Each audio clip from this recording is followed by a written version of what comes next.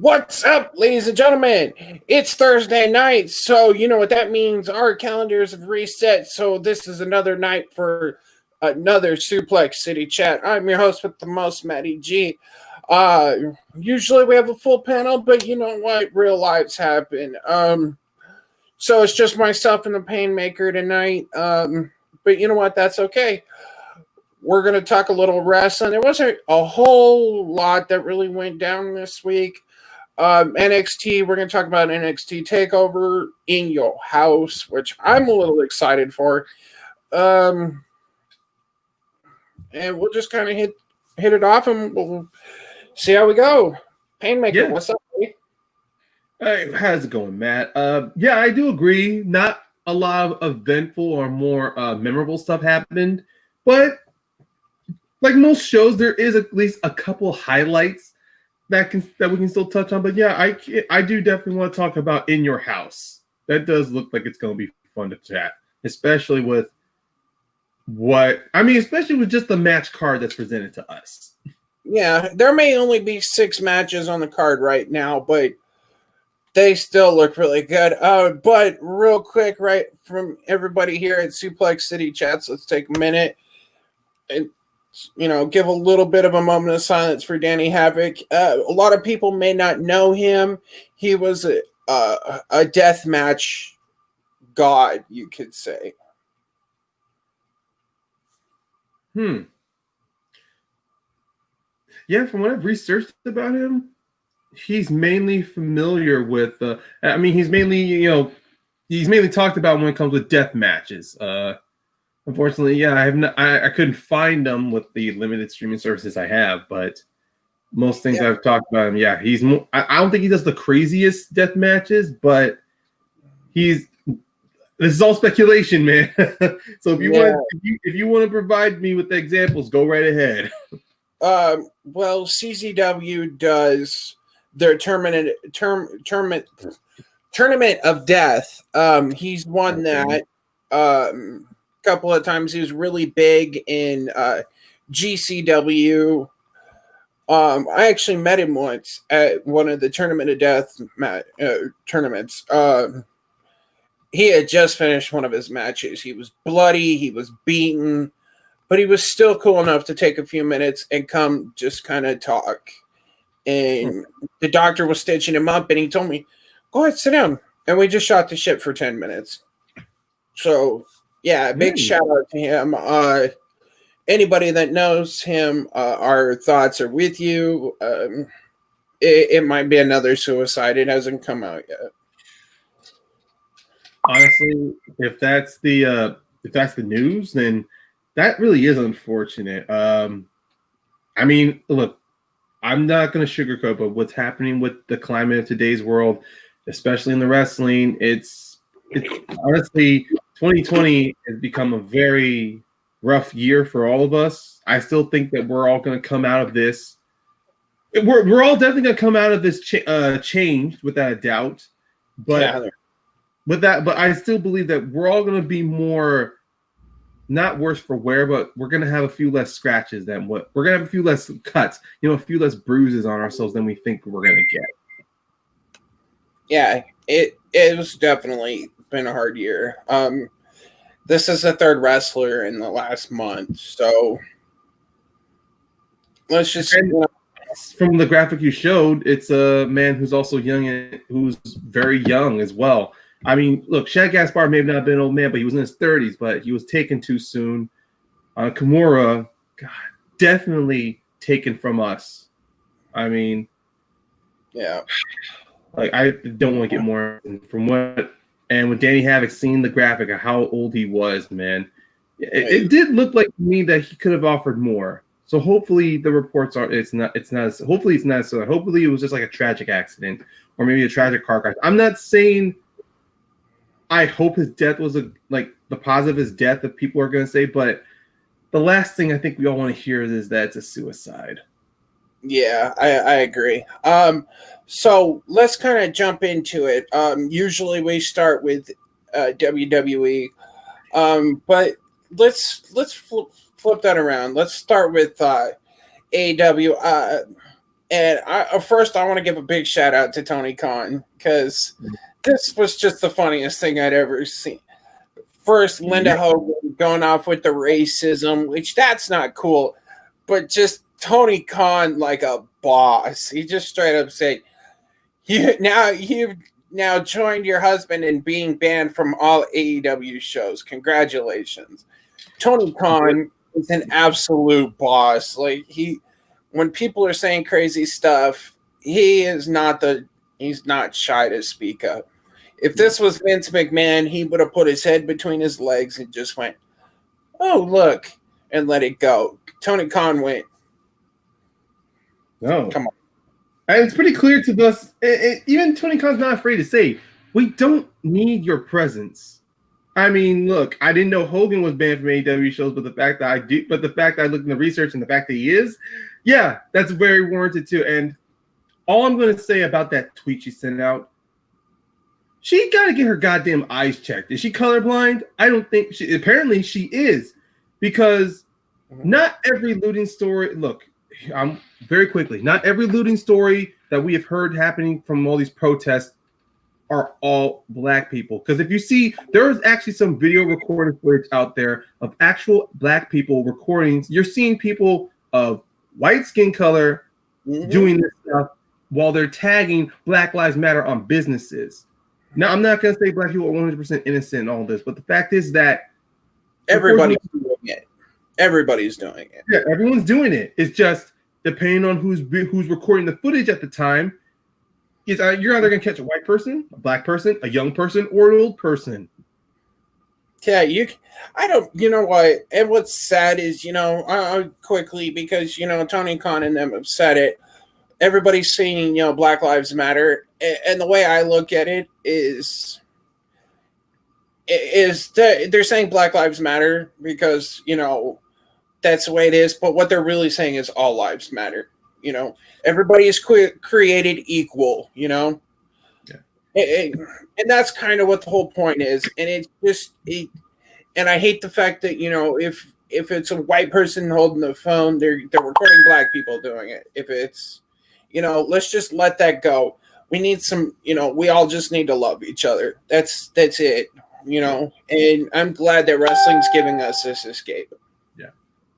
I appreciate the escapism again from wrestling, especially nowadays. Look, I keep saying this is all I'm going to say about this, but no. One thing I will ultimately say, if you are someone who is who is offended or easily triggered whenever you see a post that says Black Lives Matter and you do not understand what we're saying or what's being said, two things. One, do not engage with that post. And two, it's social media. You have the option to hide it from your notification or from your news feed. You do not have to keep it on there. I don't understand why people are not understanding this. Look, it's not like we're saying our lives are more important than yours. We're just saying that when it comes to the rights that every American is given, the rights that many immigrants that are coming to this country, some through illegal means, want to get. It does not mean we are on the higher totem pole. We want to be treated the same way. We want to be treated as human beings. But the fact is that our lives are more put at risk whenever it comes with law enforcement, or even when it comes with just walking down the goddamn street and we come across someone who's too eager to defend themselves because they think we're a threat. That's the problem. We are constantly being seen as a threat. We don't want to be seen as a threat. And I have to say, the main fault is everything is a mixture of a broken system, inherent racism, and a media that's not trying to correct the problem. And I will expand on this when I talk about media. You all know during the 90s and 2000s of gangster rap, of culture. I mean, look at rap music. When it began its evolution, when it began its genesis, rap music was all about showing a different view of music that can be appealing to so many people, showing so many talented African Americans, so many talented Black people, showing you that we're more than just like rap music was just a whole new form of expressionism. And then guess what? Throughout the 80s, it started off as being who was best on the mic, who was the grit, who flowed the best, to the 90s, to where you get the hyper realism of black people talking about being attacked by cops, being profiled because of the way they dress and look, to later where unfortunately rap music, it's all about, every song you can't come across a rap song where you hear five cuss words a second. Okay, it's the evolution of the form, but also the portrayal of black people in media as well, like television, movies, or even hell in books, magazines, or even radio. The fact that we're constantly treated as tough guys, we're treated as criminals. It's because of that is one of the reasons why we are highly seen as threats instead of actual people. Yeah, and then go right ahead, man. Yeah, and look at my son. My son's a mixed race kid. His family came over from Africa. They're from Central America, so they get dark skinned, and I support this 100% because of him. He's seen. We've walked into stores and he's called me dad, and I've actually had people go, "Oh, that's your stepson?" No, that's my son. You're white. So, well, he's black or he's Hispanic. I went, so what? So I completely agree. Like, I'll be real. You're my brother and everything. This system needs to change, period. And if it takes everybody standing side by side to do that, that's what we got to do. Now, let's drop that. Yeah. Let's get. This lid has been shut. We're moving forward. I've said this too many times already within the first 10 minutes. That's all, but that is all I will say about that. I feel like Forrest Gump every time in a sentence, like, that's all I got to say about that. And then I got five. Well, damn it. Right now, we're all one family. We're a part of the wrestling family, damn it. Yes. So let's jump into AEW. Biggest thing that I took away from Dynamite this week was Orange Cassidy thinks he is the baddest man on the planet. Oh my god! Just that promo was great. He thought he was proing it up. I honestly thought I didn't know if Tyson was there or not. They didn't say. And he's calling out Tyson the way he was doing it. I thought he was getting ready to come out, and then all of a sudden, Orange Cassidy's best friend music hits and he just walks out. And the way he takes Jericho's hands and put them in his pocket. Jericho's just like, this looks cool. I like this. Oh, I thought that look was more of, this guy gotta be shitting himself. It could have been both though. And I want to talk about Orange Cassidy for a minute. AEW last week, not last night, but the week before, had over 1 million people view it. Not the whole show. They had over 900,000 people watch. But when Orange Cassidy came on screen, over 1 million people were watching that. That means that if AEW's smart, they're going to strap a rocket to his back and send him to the moon. Jacob Barber, you are absolutely correct, brother. Shit. If one of us, we were going to invite you on, but none of us have you online, or we'd have sent you a link. Yeah. I mean, we could definitely reach out to him. You know what? I have an idea. Let's try this. I don't know if this is going to work or not. Well, I can't do this through. I can do it. We'd have to go on. We have to look him up. But yeah, go ahead. Keep going. Go right ahead. But yeah, Jacob was right. Orange Cassidy is a gift. And it's all due to the wrestler who does Orange Cassidy. I mean, one thing about how good Orange Cassidy was, he was on YouTube doing a Brandy's, a shot with Brandy. Mm-hmm. That episode was shared among so many wrestling circles I followed because you get to see him. He's like half in character and half out of character. Like he's talking normally, but then he's still like in that Orange Cat. He's still got the Orange Cassidy facade going. What's funny is I posted in our chat a couple of days ago an interview with Perry Nimroff and him. And Perry's trying to... I think it's C2E2. Yes. Yes. And she's trying to go about cosplay with him. And he's just like, Yeah. And it's perfect. Like his persona, it's just so unique, but he's so talented in the ring. Like what he does with his hands in his pockets is just unbelievable. Ho ho! We got him. Hello. Hello. Yeah. Like, How goes it, brother? How's it going? It's going. No complaints here. So, okay, you said it. Orange Cassidy is a gift of mankind. Like I put him and Bray Wyatt just on the same level. Like their characters, they're cut from the same cloth. I know what you're gonna say. I know what you mean by that with Cassidy and Wyatt. The fact these are two men who understand not just character work, but they know how to sell a character through tone, vocal, physicality, even mentally. I mean, let's be honest. When Bray when we rewind the clocks back to the Firefly Funhouse, when Bray was doing this, he was 100% in on selling this, and it's because of that and his charisma.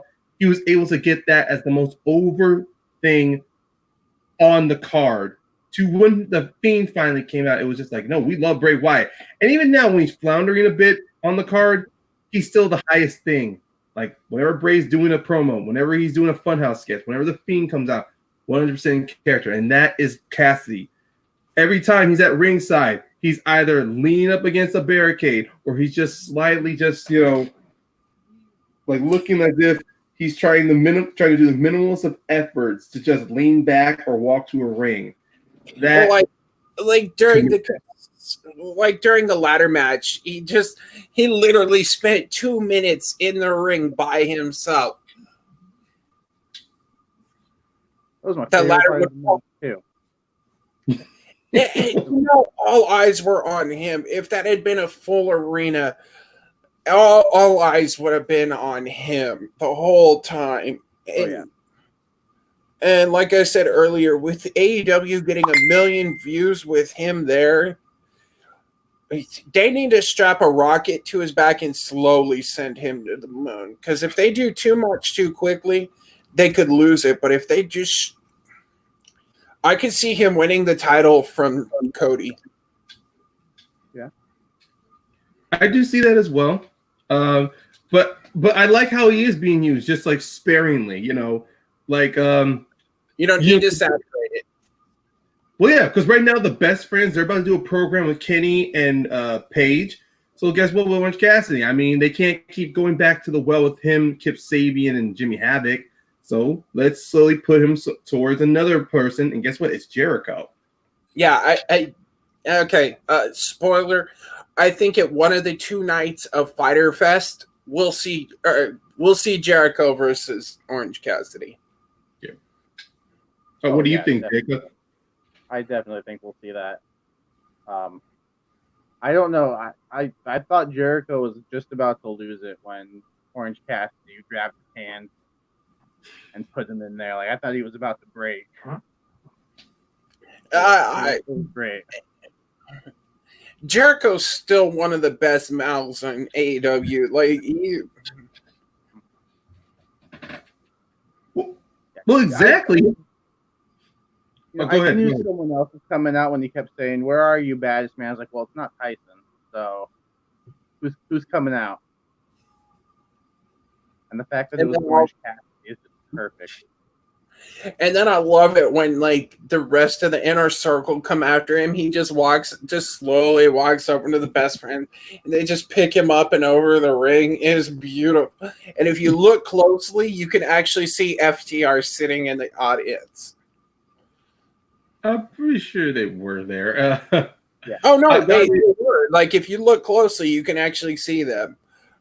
Speaking of that, we got our first announced match for them next week with them versus the Butcher and the Blade. I think that's a good starting point for them. 100%. I mean, it definitely carries over from their debut last week on Dynamite when they attacked Butcher and the Blade. And in that interview they had with Shivani or fuck? It was Shivani. Yeah, it was Tony. Yeah, it was Shivani.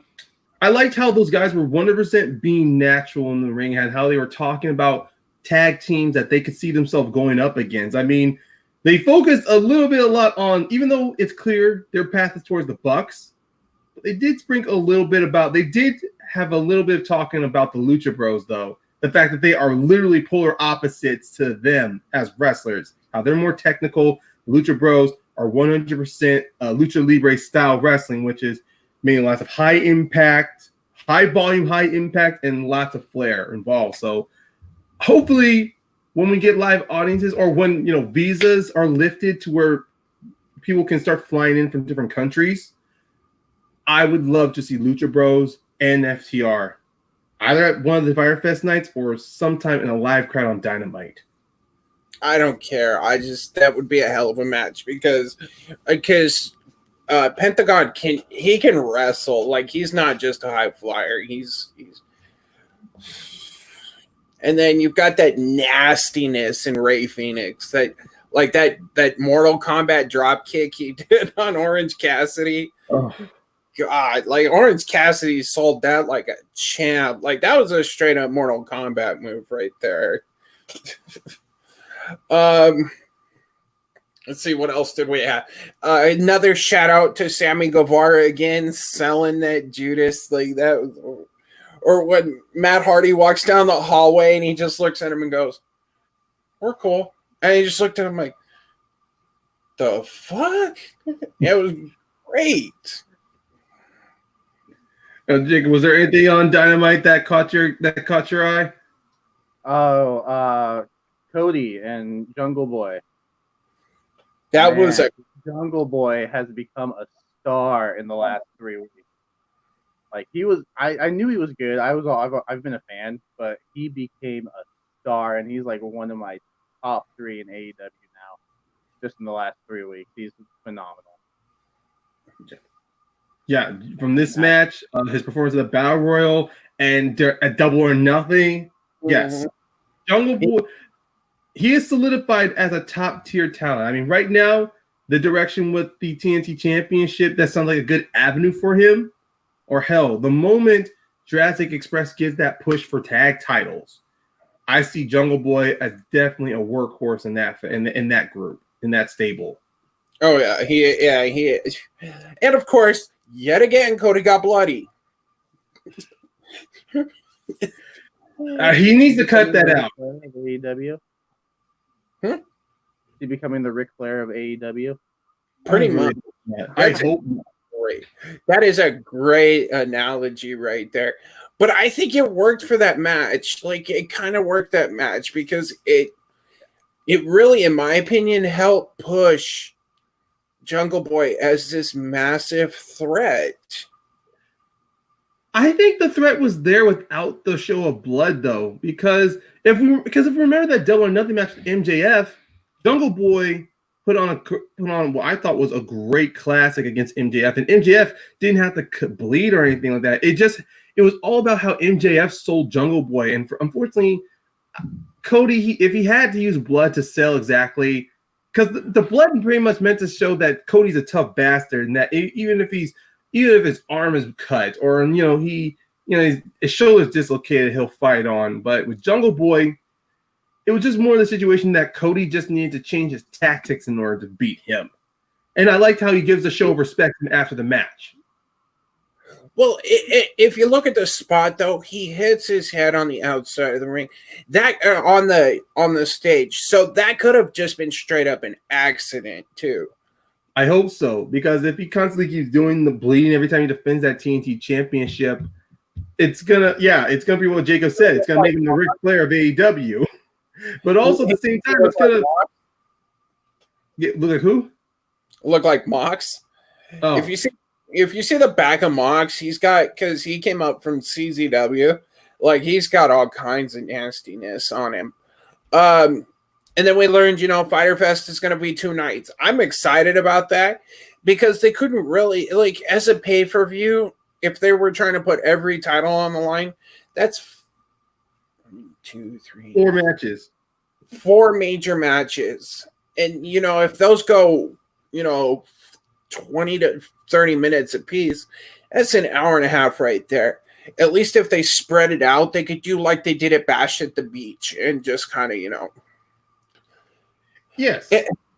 And they just did Double or Nothing, and I paid the $50 for Double or Nothing, but I don't know if at this time I could afford another one right now with the way the world's going.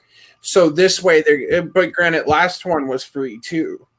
So maybe what they're going to do is they'll do this as 2 weeks just to kind of come back to us. Here's a gift from us to you. Yeah, I mean, I think it depends on what they put on the card. Maybe like the first night is free, and then maybe they'll do like a couple. Maybe they'll have like they'll probably have one or two of the belts available on the first night, and then maybe the second night it's not going to be a $50 pay-per-view, but maybe it's going to be somewhere where you pay $30 or $35 for it. It's Wednesday, January 1st and July 1st and July 8th. So it would have been Wednesday. It's not a Saturday thing. No, it's a Dynamite thing. Yeah. Huh. Okay. Plus, if they did it on Saturday, that would have been 4th of July.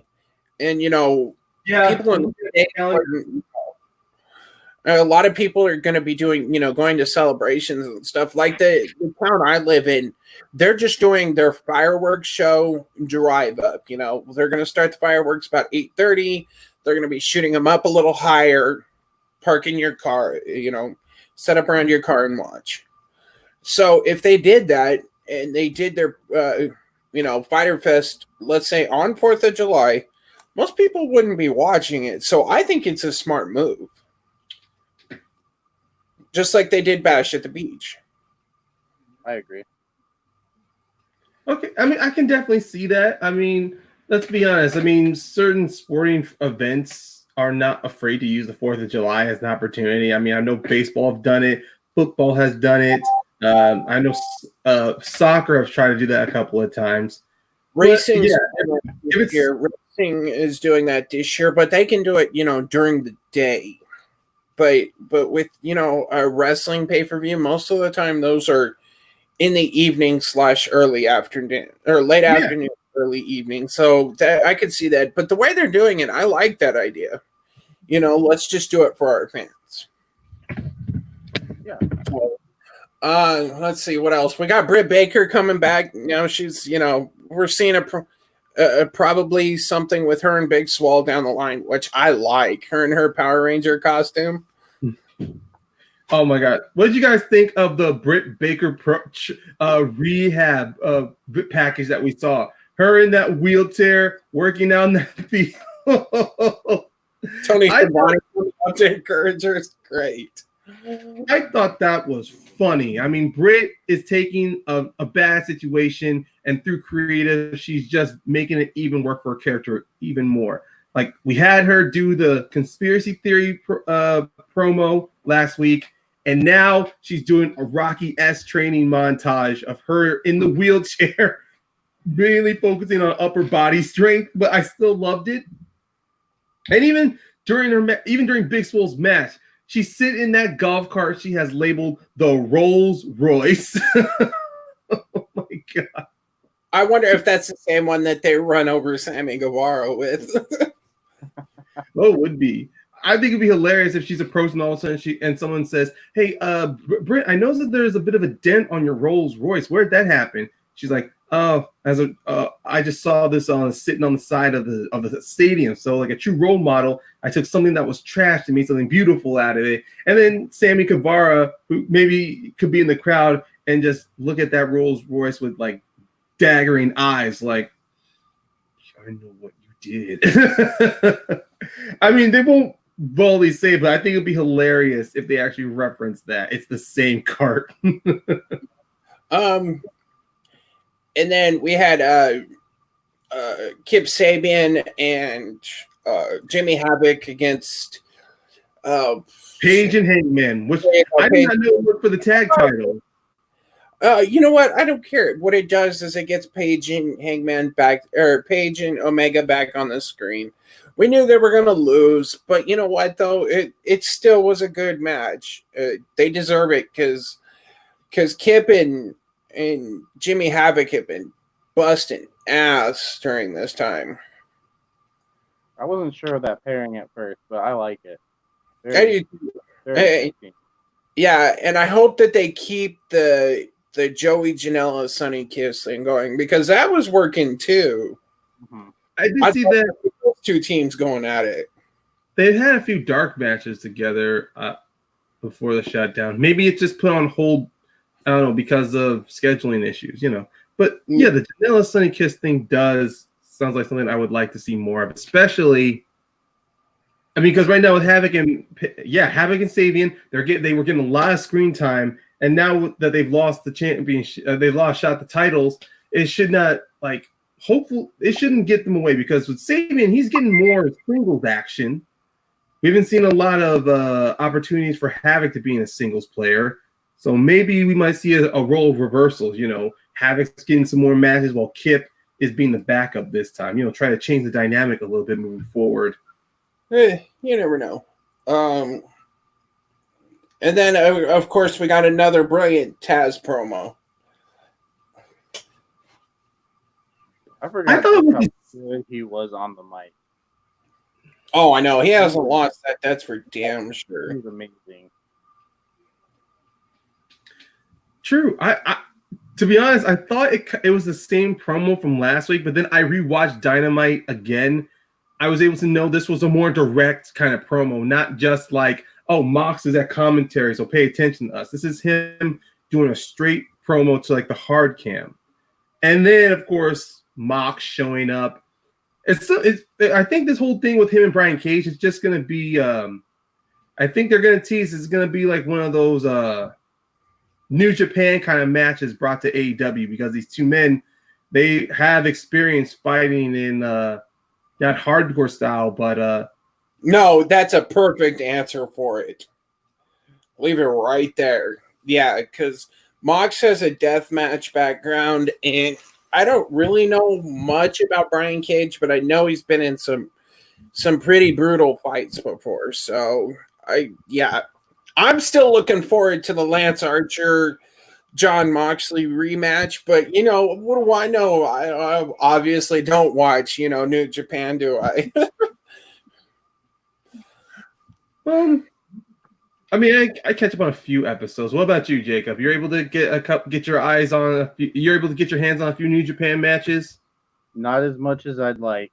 No. Well, then I recommend you going back and watching the Texas Death Match, which is basically a false count anywhere, no DQ match between Lance Archer and Mox at Wrestle Kingdom. It's fantastic. It basically is. It's not, like an Attitude Era hardcore, but they get some nasty spots in there.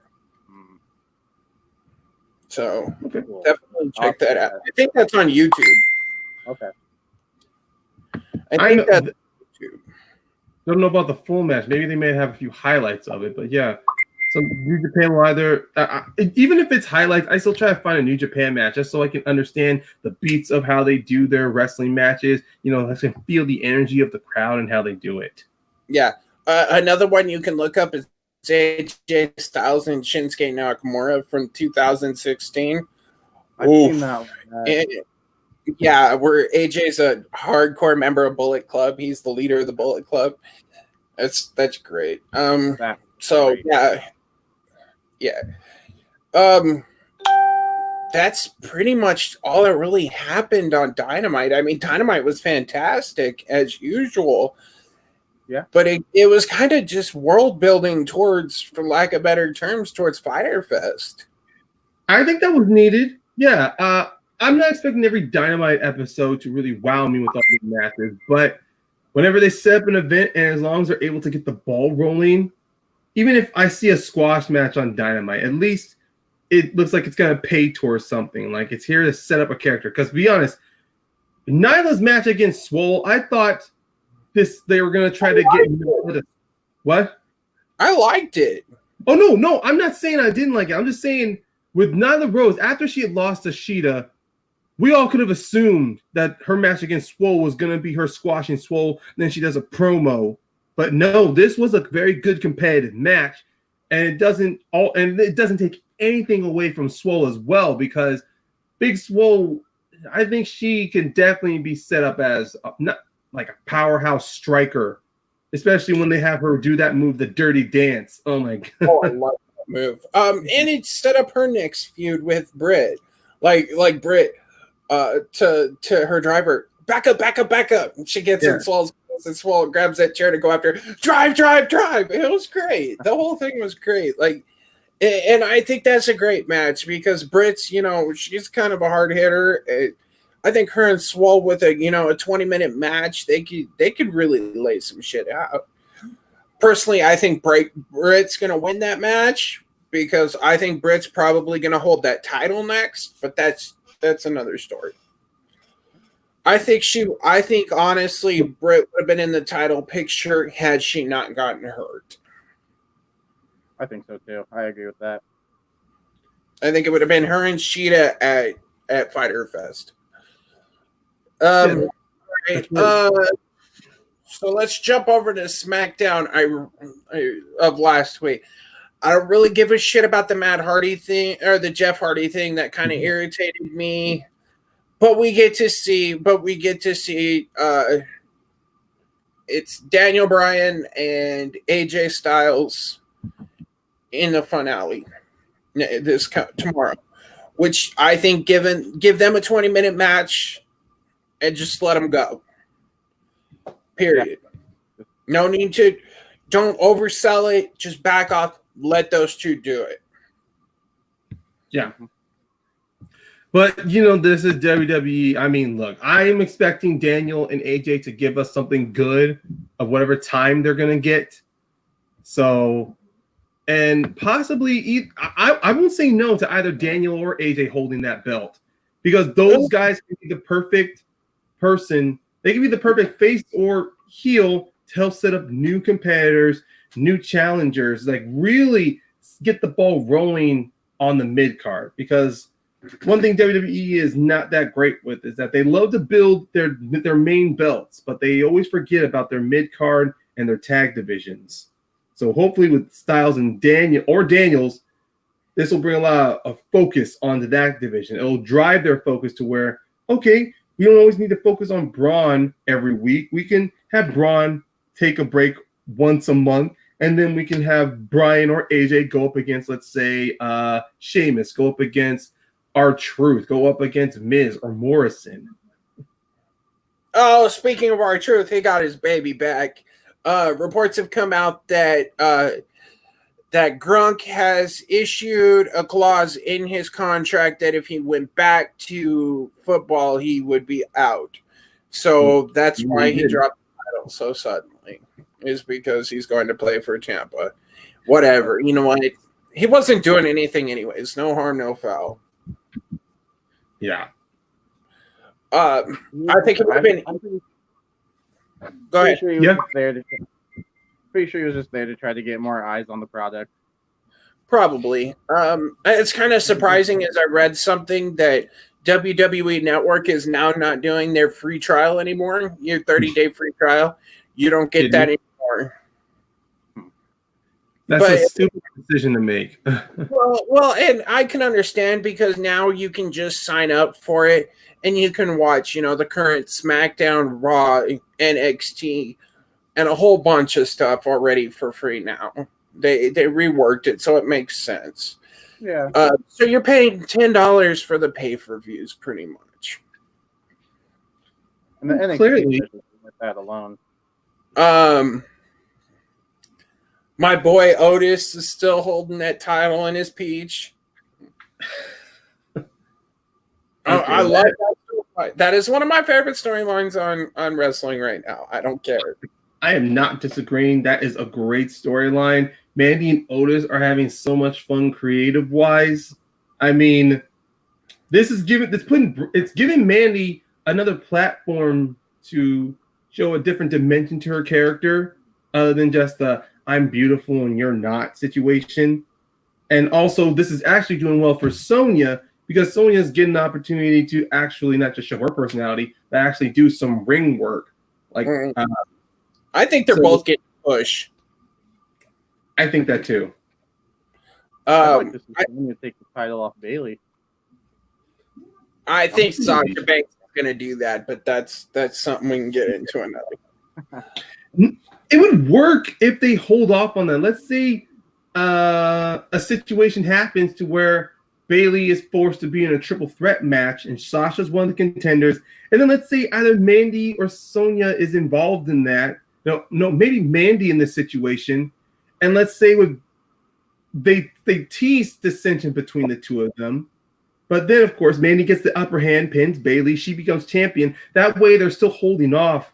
I mean, of course, they're going to do the whole thing like which one is going to get the belt, Sasha or Bayley. But it's still to where they're going to be in unison to where they can still do promos and go, oh, it doesn't matter. The belt's going to be with us. So then the moment happens, one of them gets the belt, then we can signal that turn. See, and here I'm going to kind of go off of what you said too. They could have a triple threat with Sasha, Bayley, and whoever, and have the other person take the pin and Sasha do it. Sasha officially took the belt from Bayley, but didn't pin her. There's your feud right there. Yeah. I love that idea. So they could run with that. There you go. At the greatest show, Backlash. There you go. It'll be a triple threat. Hell, it could even be Lacey Evans. Lacey Evans hits the woman's right on Bayley. Mm-hmm. Bayley's out. Sasha comes up with the bank statement or something. Boom. 1, 2, 3. Done. I like it. I don't really think there was really that much else on SmackDown. No. I mean, look, what's everyone's feelings really on the whole Jeff Hardy situation? He gets arrested for intoxication, and then he shows up looking nearly half hammered to a match. I don't like it. I personally don't like it because he's come out countless times and said that was his biggest demon, and they're like, let's play on it. I don't like that. Not my thing. I'm amazed they actually went for it. He agreed to it too, which is even crazier. But that's okay. Matt Riddle's promo, he's coming up to the main roster to SmackDown, which they can put the Intercontinental title on him. That would be a good start for him. I would not be against an AJ Styles Matt Riddle program. Not at all. Spoilers, that's who I think is going to win the title. I do too. No doubt about it. I think he'll be, because they didn't bring him over from SmackDown or from Raw for nothing. No. True. But at the same time, it wouldn't surprise me if they chose Bryan to have that belt and then he and AJ begin a program for the championship. And then they'll probably try to interject Matt Riddle into it, you know. We get like an instant classic from all three of these men. Yeah, could be. All right. Let's see. Let's go to Raw. On Raw, I think Seth Rollins. I can't believe I'm saying this because 6 months ago I'd have been stunned. Seth Rollins is one of my favorite things on Raw right now. That whole faction he's got. Like, Ryan, we were talking a few weeks ago, and I said I wasn't really buying it. I really am now. Like, I am sold on this whole Monday Night Messiah character. I love it. Yeah. He's probably my favorite part of Monday Night Raw right now. Yeah, this Rollins, the Monday Night Messiah, this is a Rollins that, unfortunately, we never really get. I mean, sure, when he's a heel, you get to see him really loosen up, have fun. But that's only when, you know, the character and the story and the terms fit him. When he was a face, there were so many good opportunities to have Seth be something similar to what he was as the Monday Night, what he is now as the Monday Night Messiah. But it's that black and white mentality of when you're a face, you're the good guy. You're always smiling. People think of you as the underdog. No offense, but Seth Rollins is not an underdog. I'm sorry. No. The only person who's an underdog too is fighting Brock Lesnar. Yeah, that's the only time it worked for him because he had gotten his ribs broken. He used everything in his book to beat Brock Lesnar. And then they tried to do the same thing again against The Fiend, and we all know how that turned out. But as it was, DQ in a ref stoppage in a Hell in a Cell. Yeah, let's not go there. But it goes to say, like I said, certain wrestlers, when you book them in a certain angle right, the underdog face works. But when we look at the majority of Seth's career, being the underdog never suited him. He was either the cowardly heel, as he was with the Authority, or he was a desperate heel when he was trying to, run away from Ambrose during their feuds, or he was an opportunistic heel like he was with the Money in the Bank. And then later on, when he became a double champion, those three sides worked for him. But as the more menacing heel, never thought we were going to get that. And now here we got with the Monday Night Messiah. They don't let him talk a lot. They let him use facial expressions. They let him stare. And that promo he did about Rey Mysterio being a sacrifice. Great. And they're putting perfect guys around him, because I knew Buddy Murphy had talent. Like, him and Austin Theory have talent, but they've gotten him with them, and it works, like when they kicked Austin Theory out of Selena Vega's little faction, and he just sat there, and then he came out. I'm like, this is gonna work, and it does. And he won a match, for God's sakes. The first night that him and Murphy got together, he actually took the pin or got the pin. So it worked, And Asuka is another champ in my book. Like this whole, I don't know if I should call her a face or a heel, because she's He floats. I think she's transcended beyond face and heel now. She's just Asuka. Yeah, pretty much. She's going back to that streak Asuka again, where she can do what she wants. Like when she's bouncing around singing, it's great. Like and she's gonna spoiler, she's gonna beat Nia Jax at Backlash. Oh yeah. That is what I'm hoping. But let's be honest, with Nia Jax lately, it looks like the company doesn't care what's happened with her. I think I'm worried that Asuka's gonna get hurt. I watch other like wrestling pundits online, and somebody said maybe they should send Nia back to the Performance Center, not to NXT, but back to the Performance Center, because 4 years ago she wasn't a professional wrestler.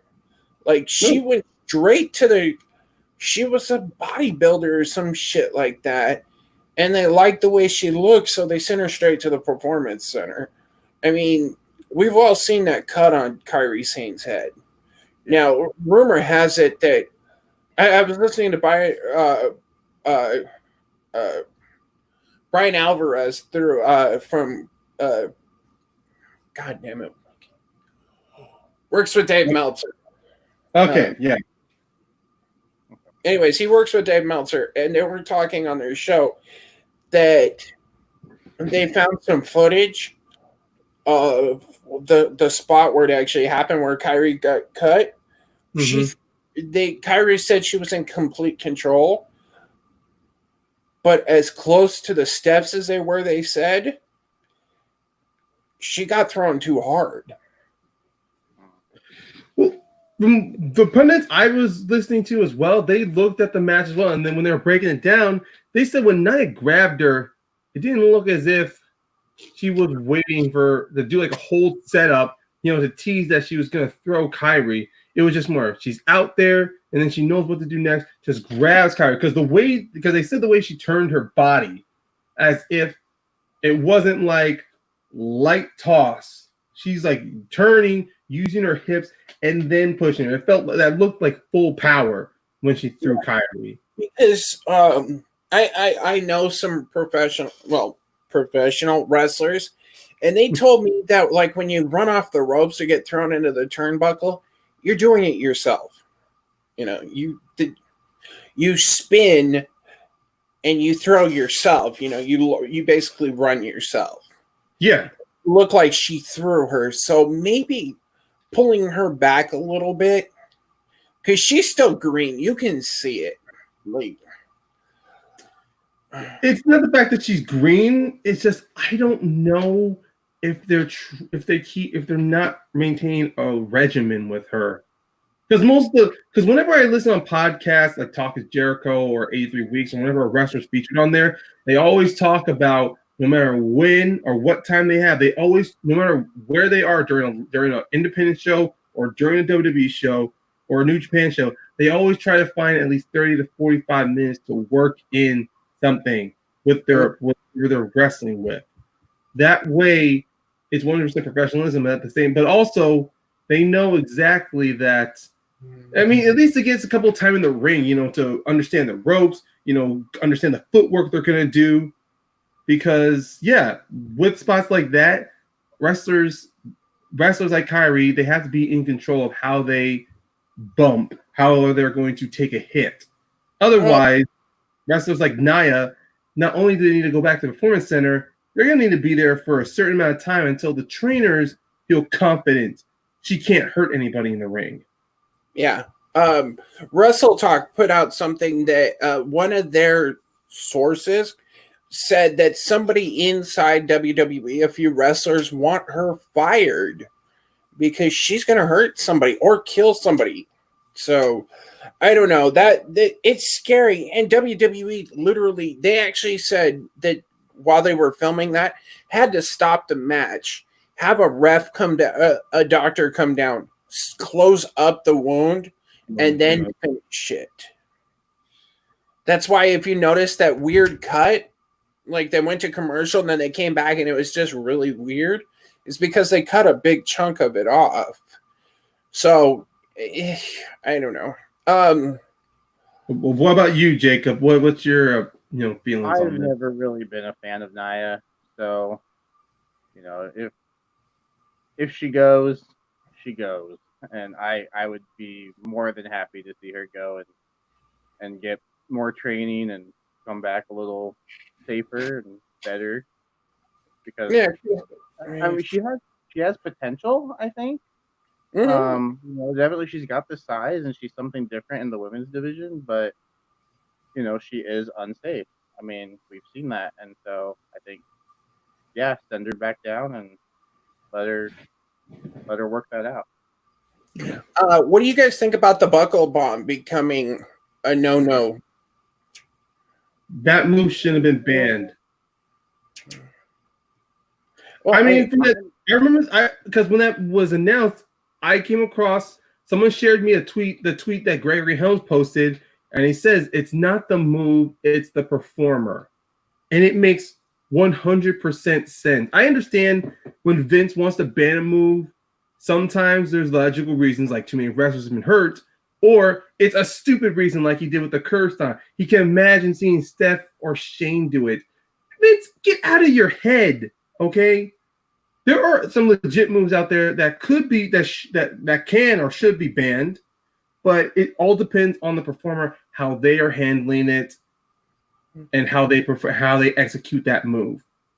Because we all know one move that is always being circled, and no matter what wrestling circles you go to, that WWE had banished like almost permanently was the pile driver itself.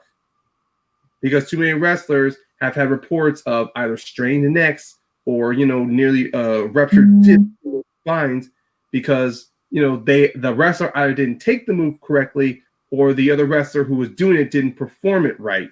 And of course, we all know that infamous clip of Owen Hart doing a sit down pile driver and breaking Stone Cold's neck. That shows of a wrestler who did not execute the move right. And even though Owen Hart is a great wrestler, it was just one of those choices he made unfortunately, that should not have been made. Because I think Stone Cold has said on his podcast that Owen was meant to kneel down for like the pile driver, like do it on his knees instead of a sit out. Because, and also he's even mentioned that when Owen had him, his head was down a little bit, so he couldn't adjust. So there was a lot of factors there in that situation to where the buckle bomb itself, even, hey, look, I'll be honest, when Seth Rollins did that buckle bomb to Sting, I was pissed. When he did that to Balor and he got hurt, I was pissed. I'm like, Seth should not be in the main event. Put him on mid-card or tag matches. And then Balor and Sting have gone out to say it's not all Seth's fault. But still, the way the moves were executed, Seth does have partial blame on it. Yeah. So I actually like that idea because it goes back to Nia and Kairi saying she's so little, and you watched her head hit that turnbuckle. So, it just it's a safety thing. I completely understand. That's why you don't see that too many destroyers. I like that idea. So, all right. Yeah, pretty much that's basically what happened on Raw. Not a whole lot there. Bobby Lashley versus Drew McIntyre. That's going to be a hell of a fight again. I like that. I'm more excited for that match than I thought I would be. Just the way they've been building it. They've been doing a great job, Lashley and McIntyre. I'm 100% on board with this. And credit to MVP too. MVP is boss with that. Yeah. I forgot, just like with Taz, I forgot how good on the mic he is. And that's one of Bobby Lashley's biggest faults is he's not really that good on the mic. No. I watched the WWE top 10 of his most powerful moves. And it was the one where he was lifting the tire, and then Lana comes in, and you could totally tell that he's reading something off of a cue card, and it's like no emotion whatsoever, and so I'm glad he has a mouthpiece. Yeah, I elevate him so much. I mean, I know Drew's gonna win that match, but you know what? That's okay. Backlash, I'm a little worried about, to be honest, because they're calling it the greatest ever. The greatest wrestling match ever. That's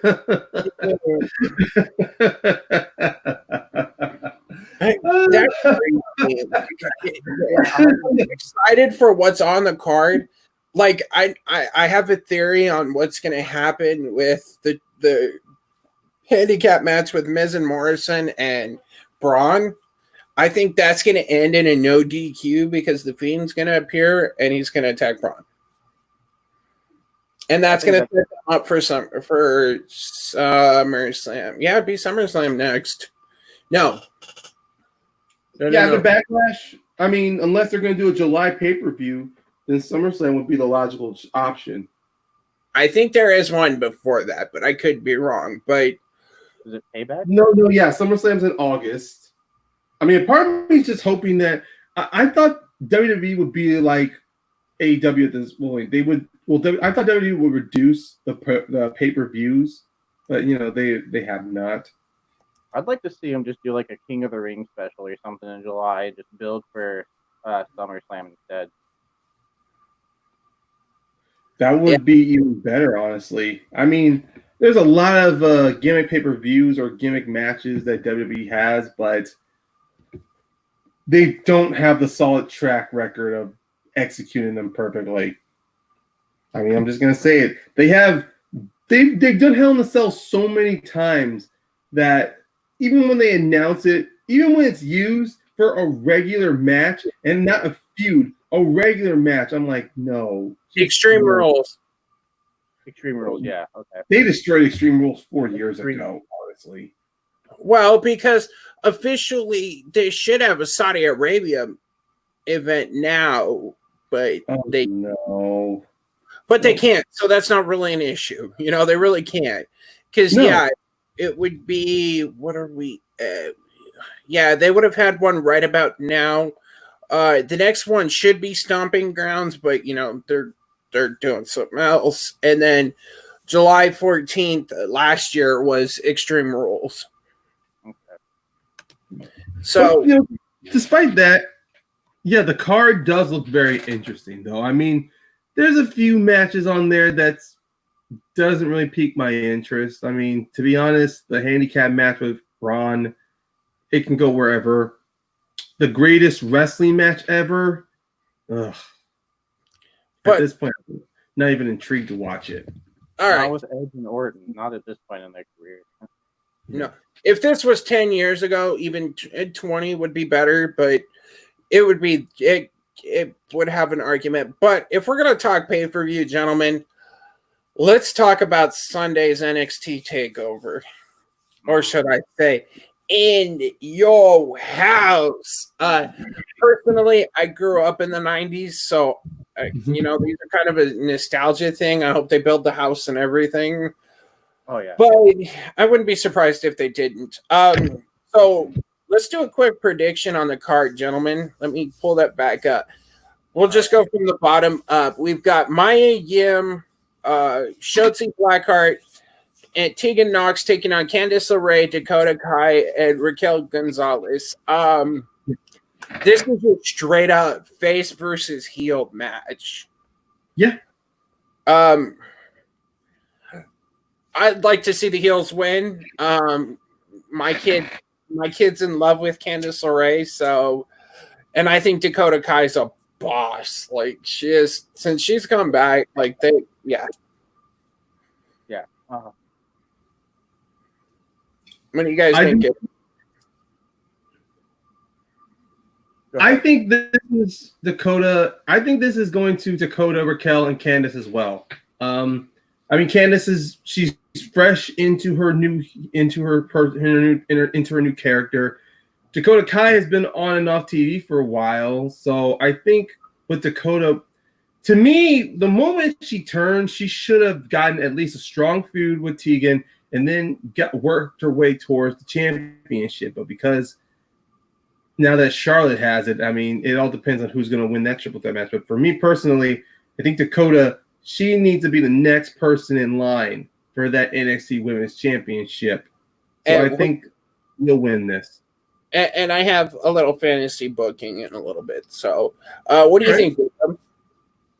I'm not going to be surprised no matter who wins this match. I think that's just the beauty of NXT booking, is that it can go either way and it'll work.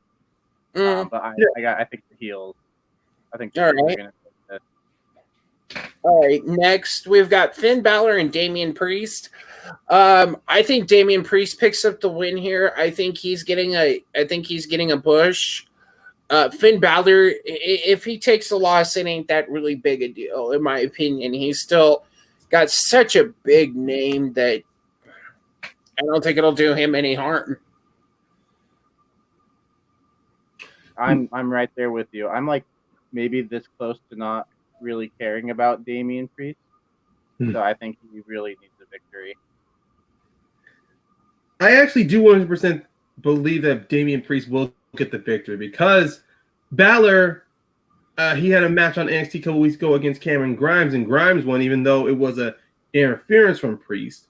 But even then, I do believe, before this whole thing happened, they were building Balor to take on Walter they were building a program between Balor and Imperium, even though that's put on ice right now. So I think Balor has no qualms of going against some of the other talent and, putting them on a higher platform. So but I do agree with you. This can go either way. Like, Balor will either win, because let's be honest, Damian Priest has taken some L's and it has not affected him. I mean, he may not get a lot of exposure, but it hasn't changed his trajectory in NXT.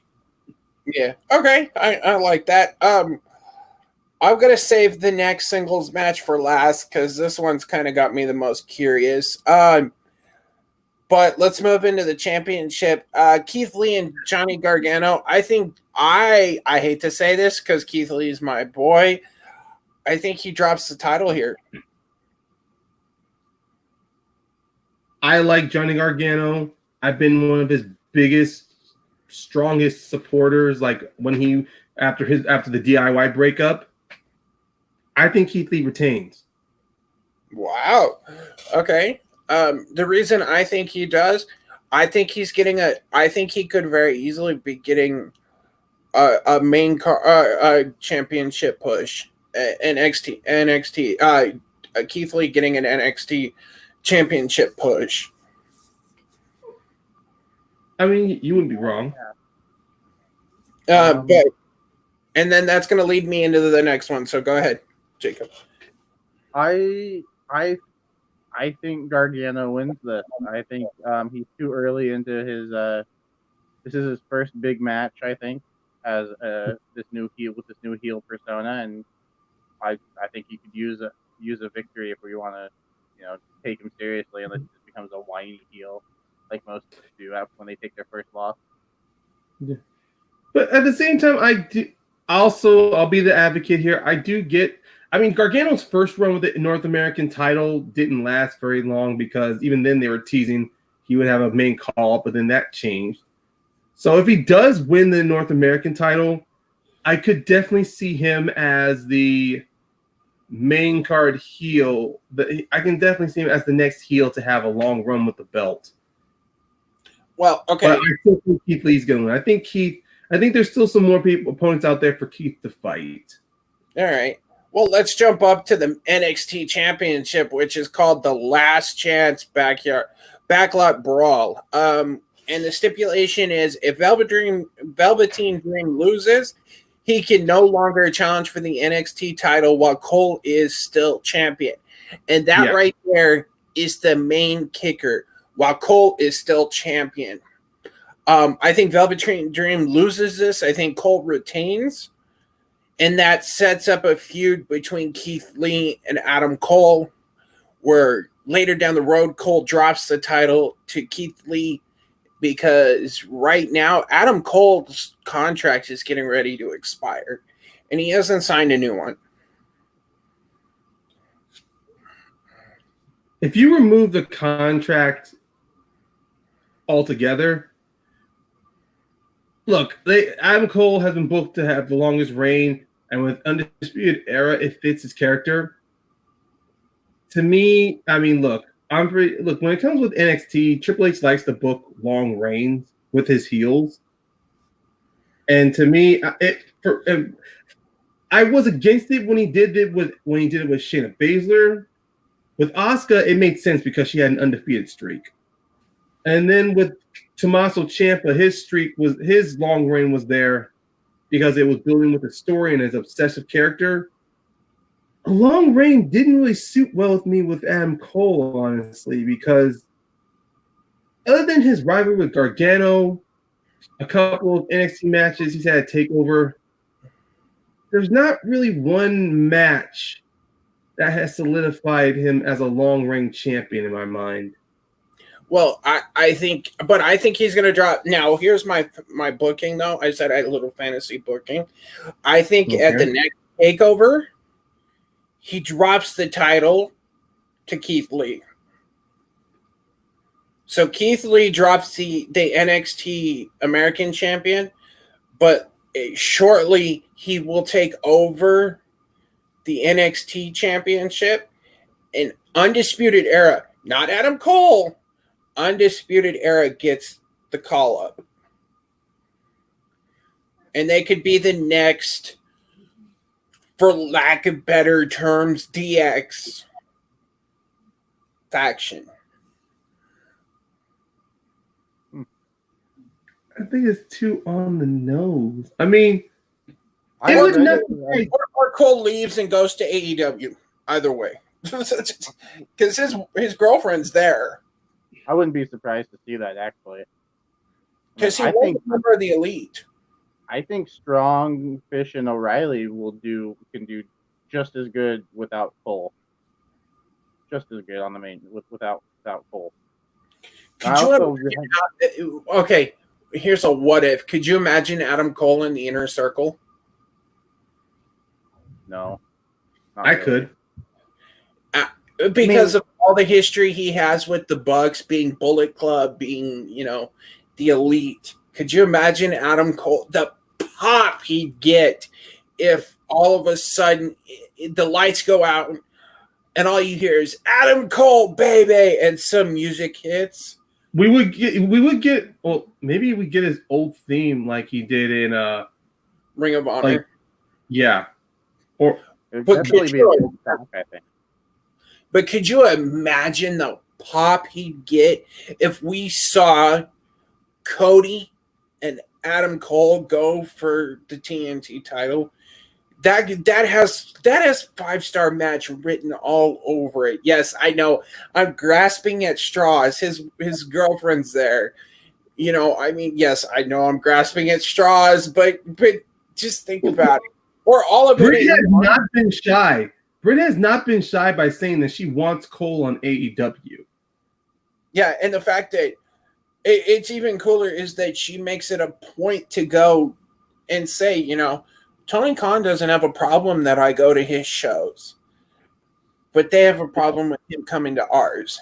Like, he was supposed to be at one of their pay-per-views where she fought, but he had to sit in their hotel room and watch the pay-per-view on his phone because Triple H and WWE said if he's seen on camera, he's immediately fired. So, but anyway, so I think Cole. Anyways, back to what we were talking about. I think Cole retains. This could be a hell of a cinematic match. Last backlot brawl we saw was Goldust and Rowdy Piper. Oh my! Oh wow, that does sound so familiar now. That stupid backlot brawl. I thought that was just NXT way of trying to be cool. Instead of a parking lot brawl, it's a backlot brawl. But Jesus Christ! There you go. There's Matty G's. Match to look up, ladies and gents. If you got the network, you can find it. Rowdy Piper and Goldust in a backlot brawl. They actually get in a car and fight, just like Wasn't that WrestleMania 12? Yes. Good Yeah. pull. Good pull. Actually, Jacob, if we're still on Cole, do you think Cole's going to retain, or will Velveteen Dream win this one? Well, I wanted Velveteen Dream to win the title like a year ago, but I don't think he's going to win it now. I think he's close to a main roster call-up, probably. I think we'll see him on SmackDown soon. I think that's where he's going to go. I'd like to see him on Raw personally, but yeah, you're probably right. Yeah, so I think Cole retains. The contract thing is a little interesting and is definitely something I'm going to keep an eye on as August gets closer, but I don't think that's affecting this match at all. So I think Cole retains. But I would like to see, but though that could set up Cole dropping the title to his next challenger too, because mark my words, if Keith Lee drops that title, I personally think Keith Lee should be on Raw, but if Roman was back, I would say put him on SmackDown because I'd love to see those two big sweaty men go at it again. Because I liked their few minutes that they had at Survivor Series.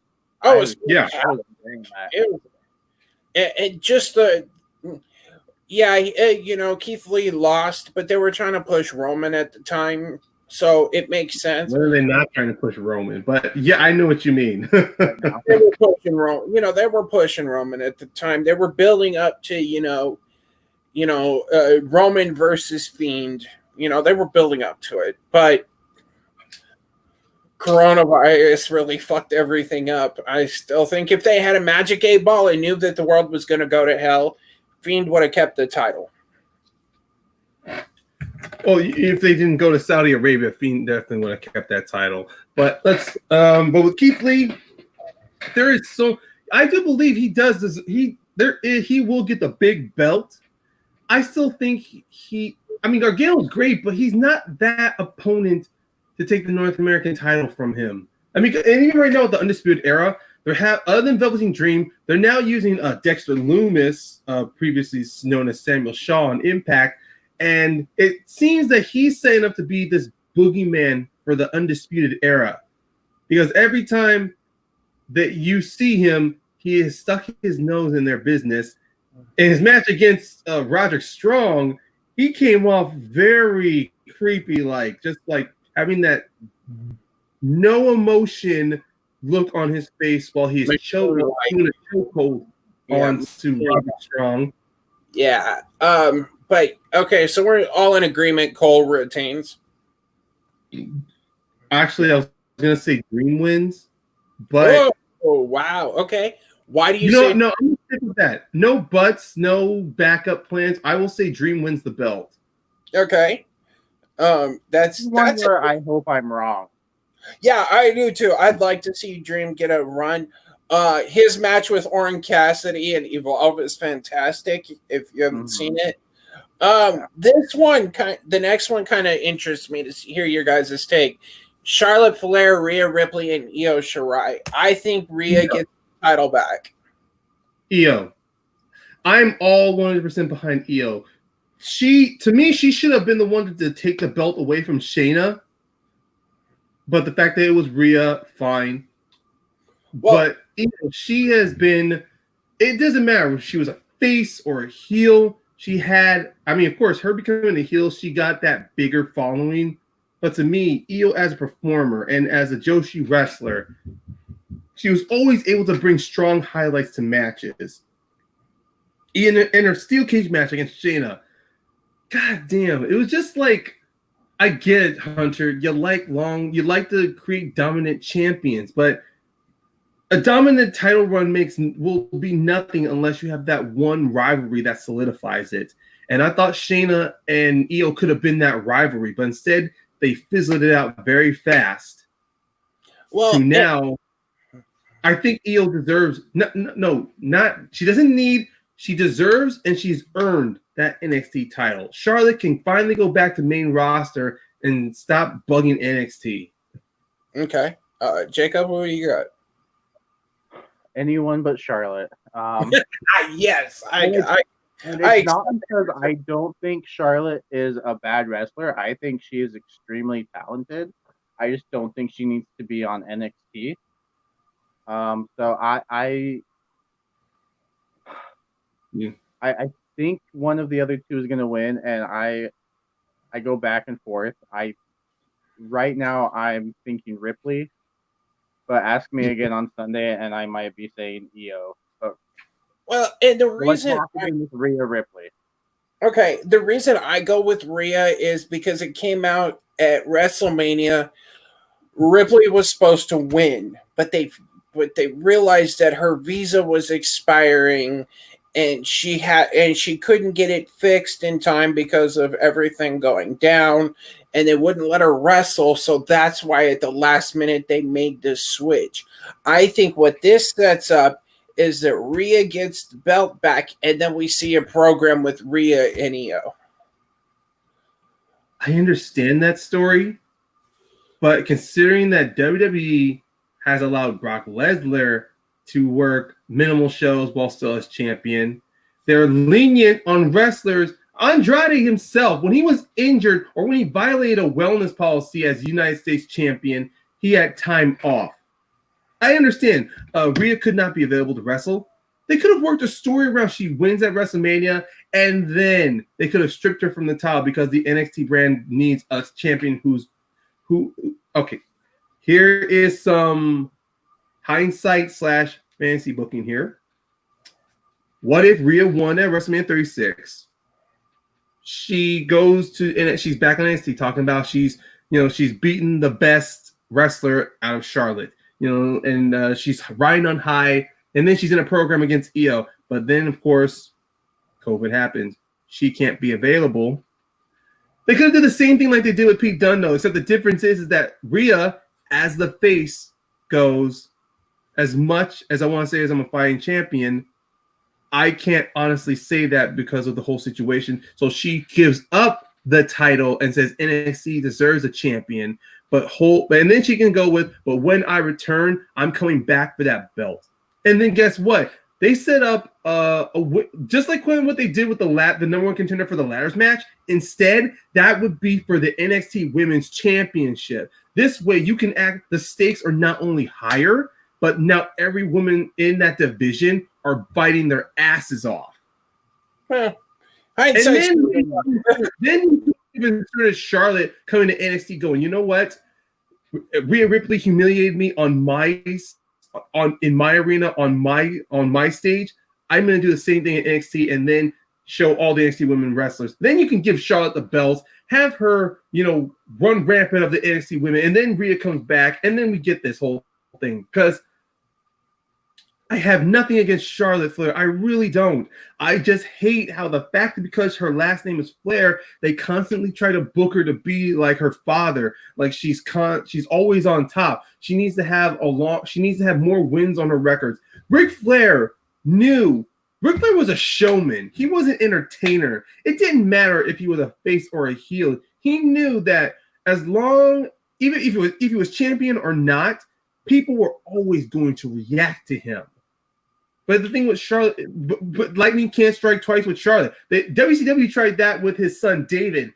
That fizzled that fell flat as a damn doorknob.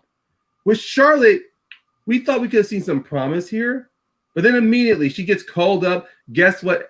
Even in NXT, she was just Charlotte, and then they add in the Charlotte Flair. Then every time she was introduced, it was like she's from Charlotte, North Carolina. Now it's from the Queen City. I understand the mystique behind Charlotte Flair. It's just you could have done it slowly, like a freaking cigar. You could have taken your time with this. So when Charlotte makes a win at WrestleMania for the new Raw Women's title, then you blow through with Charlotte trying to be like her father. But it's. It is hearsay. All right, guys. Here's the last one. I apologize for that rant. I have nothing against Charlotte. I really don't. I just hate how WWE is trying to recreate the past. They shouldn't. I just think they've done too much with her personally.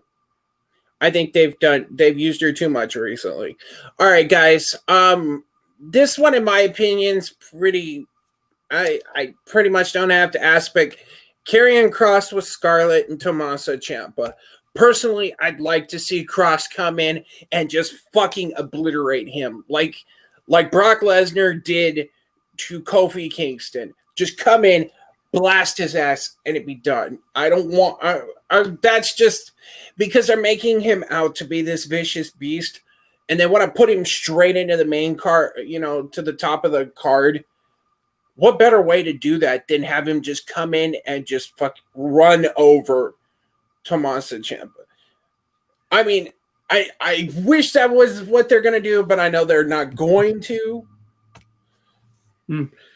I think maybe I don't think it's going to be. I didn't like the Brock Lesnar and Kofi thing. I thought maybe it could be more like Brock and John Cena, to where he dominates the match to where it is just like horrifying. Because how we saw, because Brock versus Cena at SummerSlam, we saw Brock Lesnar not only showing himself as the beast, but John Cena was willing to take away that super Cena attitude that he had built himself off of and allow Brock to run rampant over him to where you watch that match, you see there's people in that audience just stunned. Even John Cena haters, I'm like, is this really happening? Yeah, well, Okay, before we describe the match, who wins? Karrion or Ciampa? I think Ciampa squeaks this one out. Ooh. Wow. I think Ciampa squeaks it out, and Kross just goes on a tear afterwards, and we just see him being built as this monster who's just, and then he eventually just destroys Ciampa in the eventual rematch.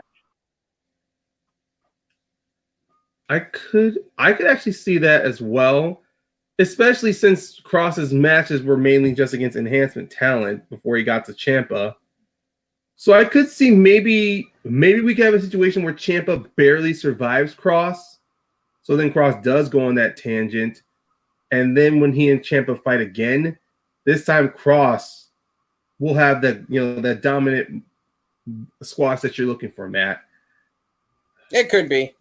It's a tough call because if he wins, if Tommaso wins it could set something up, but it also could hurt Karrion Kross. I don't think it's going to hurt him. I mean, I think the lack of a live crowd, really helps with the loss. I think if there was a live crowd, yeah. maybe it I could mean, hurt him a little more. will change. But Jacob's right. Yeah, the lack of a live crowd and the fact that it's going to be NXT talent there, it's going to be so much more different. I mean, to be honest, after the whole thing with Moxley and Brody Lee, so many people thought Brody was done. But no, guess what? He's now ridden back into a program to where it looks like he's going to recruit Cole Cabana into the Dark Order. I love that. I absolutely love that. So it looks like I think Karrion Kross could survive this, but I think this is going to be a hard-fought match, like where Ciampa barely survives. Like it's going to be one of those situations to where, they do a superplex and then Ciampa's arm happens to be over Kross with both their shoulders down and he gets the 3 count. Or it could be a situation to where they knock each other out and Ciampa happens to fall right on top of Kross for the win. Something to where Ciampa is either he barely wins, he wins by surviving, or he uses his veteran experience at NXT to win. I don't know. It's a toss-up. Damn, now you guys make me want to change my answer.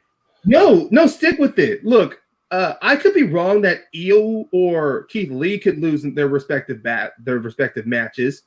See, I'm set on those. This is the one where I think, now that you say it, I can see that. Or they both get counted out. Oh, that would be so fucking cheap, honestly.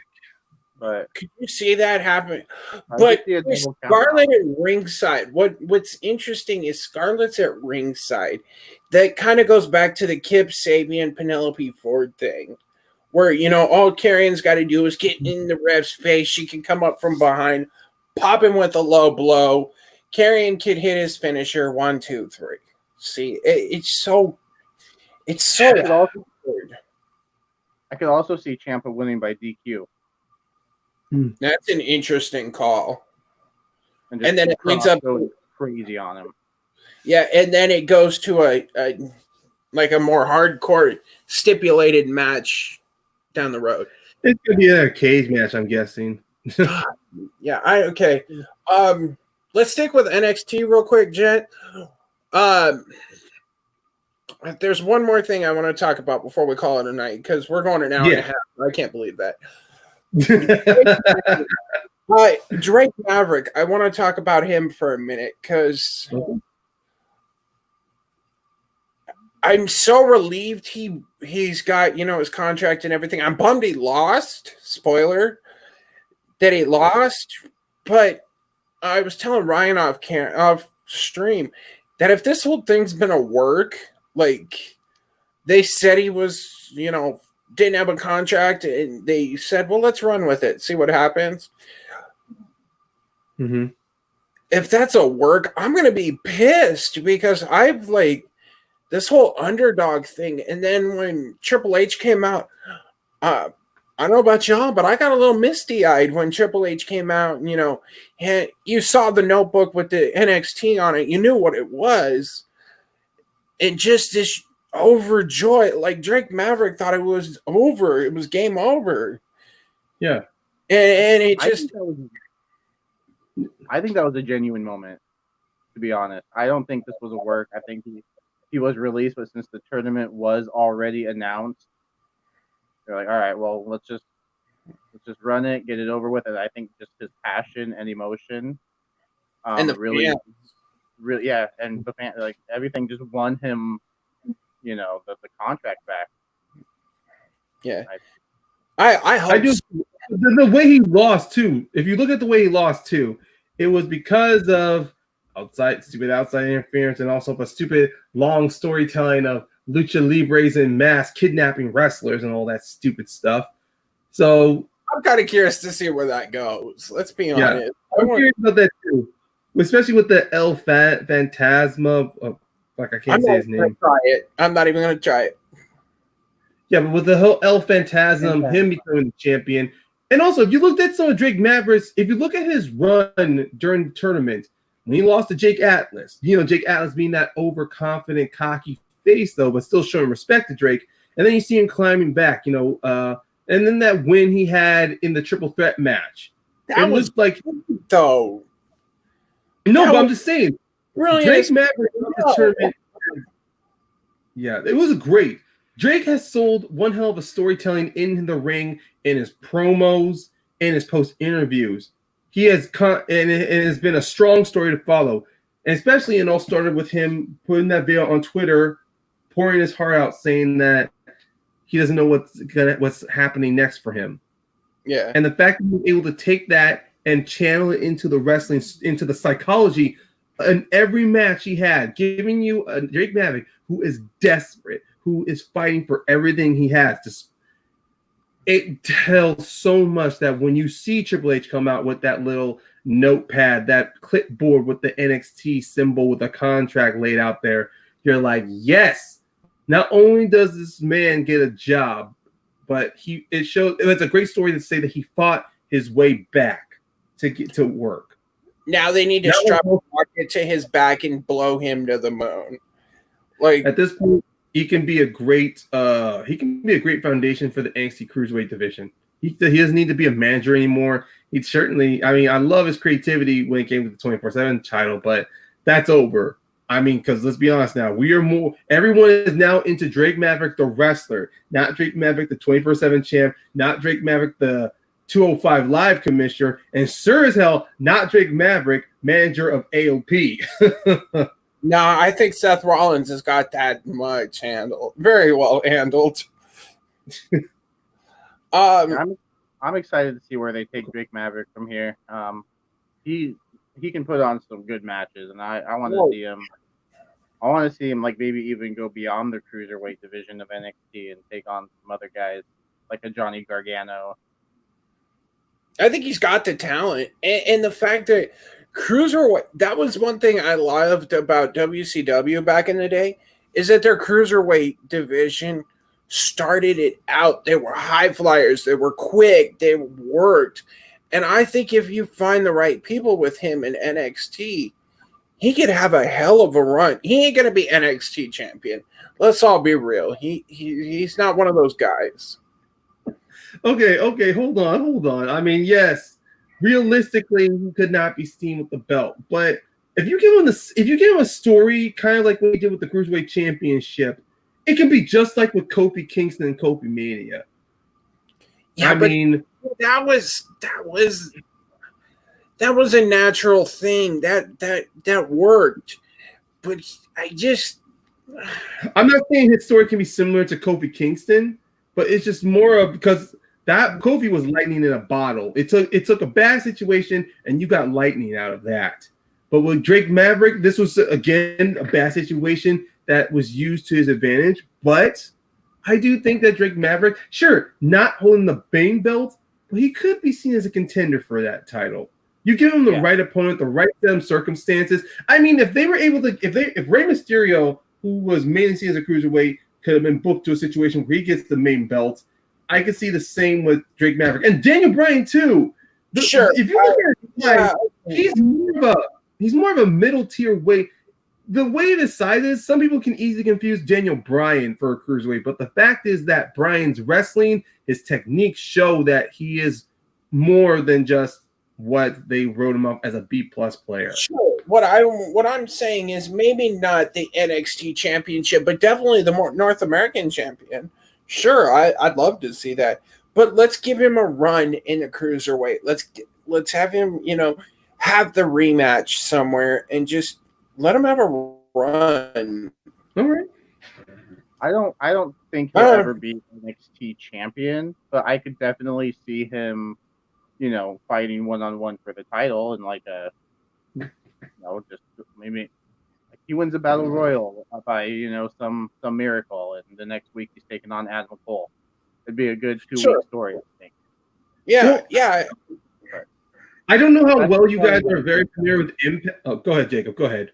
I was just saying that's as far as I see it going. I don't see him being in a big time feud for the title, but a battle royal is announced. He wins it, and next week he's facing Adam Cole, and that be a good 2-week story. Yeah, I could see that. I could. True. I do understand that. I was gonna say, if you guys do remember the days of Impact, what they would do with the X Division title, like whoever was X Division champion at Destination X, they had the opportunity to challenge for the main TNA belts, and they used it as a good platform, not only for Austin Aries, but they did so for anyone who came afterwards, like with Chris Sabian. And when Rockstar Spud became, and when Drake Maverick, who was Rockstar Spud, became X Division champion there, he even used that opportunity to go up against EC3, who was heavyweight champion. Yes, but Rockstar Spud didn't win. But the story that was building between that his decision, because one thing I liked about that opportunity of a cruiserweight challenging for the big belt, they put a lot. They made sure the story surrounding their decision not only felt natural, but it felt like this was something like they made a big goddamn deal. Like they were champions already.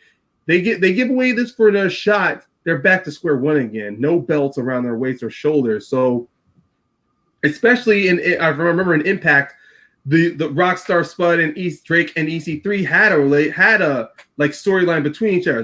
They were allies, and then EC3, he's an overly commanding and arrogant heel, which causes Rockstar Spud to turn on him, creating his own lineage with the X Division, and the story between those two was very good.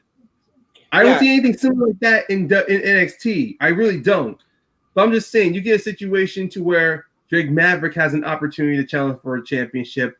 I think he can be able to recreate the same passion he used in Impact, especially the passion he used in the ring. Yeah, I am realistic. I don't see him as a championship, but he's someone who I can see chase the belt. I could see that. All right, guys.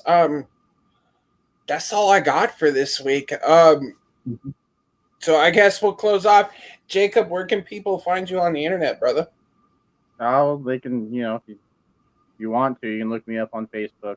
I do a little wrestling trivia every once in a while over at Combat Wrestling Trivia. I'm looking to get back in the ring over there. I won the Breakout Star tournament and then proceeded to lose my next 5 matches. So I'm trying to correct that. I'd like to get back into Chokeslam. I lost my first debate, but I would definitely not be opposed to getting back into there. So, that's about my extent on the internet. Right on. Mr. Painmaker, where can people find you? You guys can definitely check me out on TMG. Currently, right now, my career in late TV fights is on stall. I lost one of my recent matches. But you can still check me out judging any matches from any of the other divisions on TMG, like Game Zone, late TV fights as well, a sports brawl or nerd fights, whatever the situation's there. And also, people can also check me out at any place where movie trivia is happening on Nerd Entertainment Network, Multiplex. I mean, I've definitely been in Jacob's shoes before, winning something and then being on a 3 or 4 game losing streak. It sucks, but coming back from it will still help. Yeah. All right, and you could find me on Facebook at Matt Graham. You can find me this Saturday. We are doing another After Dark. This weekend isn't a takeover episode. Actually, we're celebrating our very own Mandalorian Devin graduated from high school last week, so we are celebrating. Yay! We're all gonna pop a bottle. Maybe not him, but we're gonna pop a bottle. And then next week we'll be back for another one of those. Speaking of debates, I am the Game Zone commissioner. So if you want to talk games, get at me. For myself, the Painmaker, and our newest panelist, Mr. Barber. Everybody stay safe. Love everyone.